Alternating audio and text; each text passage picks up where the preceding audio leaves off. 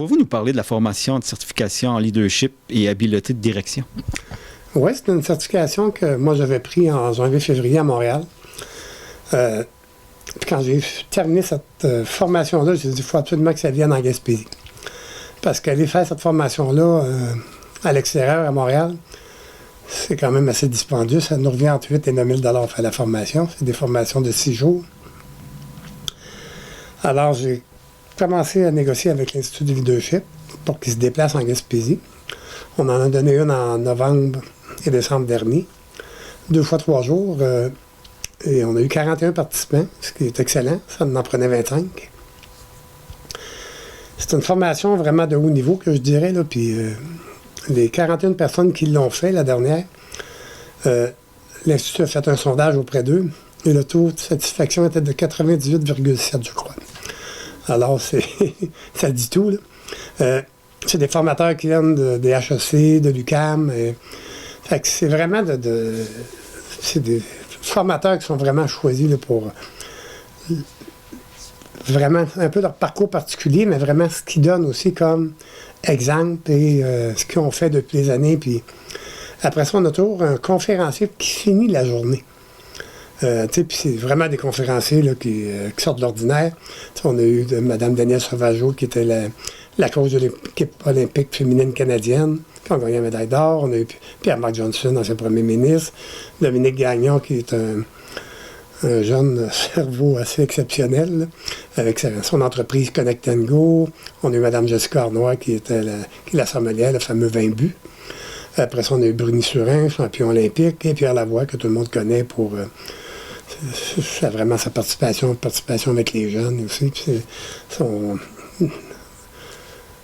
son occupation avec la Lab École et tout ça, là, ces fameux cubes énergie, etc., etc. Alors, suite à ça, on a décidé de refaire 2 certifications leadership qu'on va refaire en avril, fin avril et mi-mai, dans la baie des Chaleurs. Et on en refait une aussi après ça, à la mi-septembre et fin septembre, début octobre. On va la faire dans ce moment-là dans Rocher-Percé, à Chandler, probablement. On est après négocier, voir pour l'endroit, probablement Motel Fraser. Ça nous prend une salle qui est bien sonorisée, vraiment avec un bon système de son. On va en refaire une deuxième neuf. Ça va être en collaboration avec la Chambre de commerce de Gaspé. Parce que la demande est là.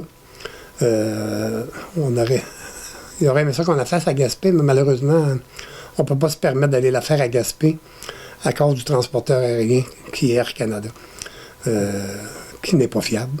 Je pense que tout le monde est au courant. On voit toutes les problématiques qu'on a avec Air Canada. Ils peuvent nous canceller les vols à la dernière minute. Puis moi, les formateurs et les conférenciers ont des horaires très chargés.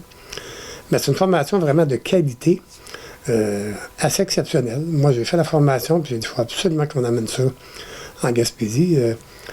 Puis la beauté de la chose en l'amenant en Gaspésie, on a la chance d'avoir des subventions d'Emploi Québec, du ministère de l'Économie et de l'Innovation, via la table d'action d'entrepreneuriat. Fait que ça diminue beaucoup le coût pour les entrepreneurs qui peuvent suivre la formation.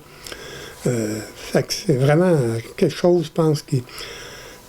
Moi, c'est un but de la Chambre de commerce de pouvoir offrir des formations à nos entreprises locales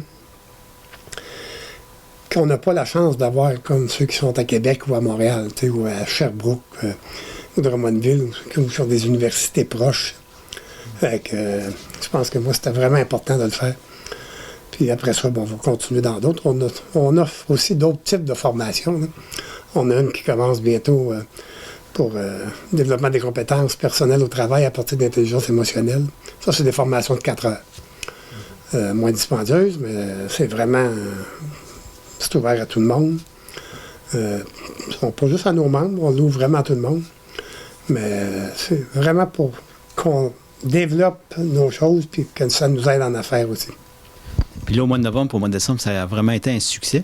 Y a-t-il encore de la place pour les prochaines qui s'en viennent? Oui, parce que là, on n'a même pas lancé encore les invitations. J'attends juste ma confirmation du 2e financement. Mais sans l'avoir ouvert, j'ai déjà 33 noms sur une liste d'attente pour la première. Mais là-dessus, il y en a qui vont aller à Gaspé, probablement pas à Gaspé, mais à Chandler. On va lancer aussitôt que j'ai ma confirmation, mais la publicité va sortir. Fait qu'on a jusqu'à 42 personnes, fait que ça va être ouvert. Il va y avoir de la place, les premiers arrivés, premiers servis. Aussitôt que c'est des confirmations de financement officiel, On va sortir ça, ça va être annoncé radio, Facebook, puis sur Facebook, puis c'est comme ça qu'on fonctionne, nous autres, beaucoup. Avec Radio CHNC, UFM et sur le Facebook de la Chambre de commerce. Puis naturellement, on va avoir nos membres aussi.